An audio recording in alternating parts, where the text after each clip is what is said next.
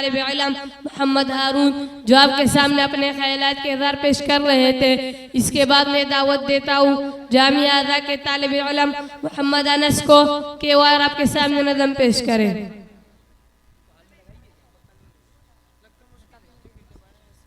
अस्सलामु अलैकुम व रहमतुल्लाहि व बरकातुहू।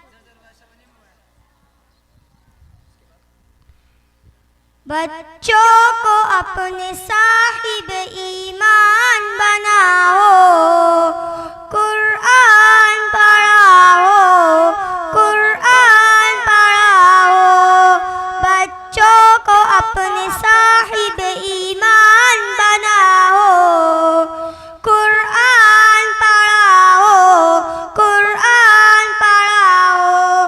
सरकार की सीरत से जरा इनको सजाओ, कुरान पढ़ाओ, कुरान पढ़ाओ, कुरान पढ़ाओ, कुरान पढ़ाओ।